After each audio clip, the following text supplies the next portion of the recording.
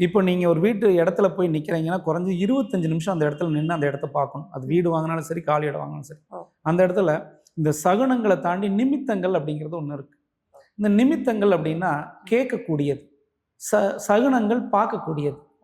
அப்போ நிமித்தம்னா உங்களுக்கு ஒரு ஃபோன் வரும், டக்குன்னு ஃபோன் பண்ணி நம்ம பாப்பாவுக்கு திருமணம் ரெடி ஆயிடுச்சு அப்படின்னா அது நல்ல நல்ல நிமித்தம்.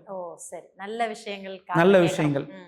ஒரு தொழிலில் இன்னைக்கு பணம் வந்துருச்சு, இல்லை நம்ம எதிர்பார்த்தது ஒரு கிடைச்சிருச்சு, ஒரு வண்டி வாங்கிட்டேன், யாராவது ஒரு நண்பர்கள் நமக்கு ஃபோன் பண்ணுவாங்க, யாராவது ஒரு சொந்தங்கள் ஃபோன் பண்ணுவாங்க, அந்த மாதிரி இருந்துச்சுன்னா இது வந்து நல்ல நிமித்தங்கள். அதே ஒரு சில இடங்கள் போய் நின்னோடனே இப்போ அவன் மண்டே போட்டான்ப்பா, ஆக்சிடென்ட் ஆயிடுச்சுப்பா, இந்த மாதிரி கெட்ட செய்திகள் வருது அப்படின்னா அதுவும் கெட்ட நிமித்தங்கள்.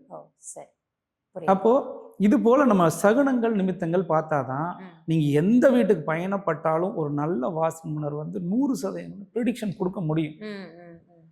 இது தெரியாம நம்ம வந்து உச்ச வாசல் நீச்ச வாசல் ரோடு குத்தல்னுட்டே இருந்தோம்னா ஒரு ஒன்றும் பயன் இல்லை, அதனால எதுவும் நடக்காது.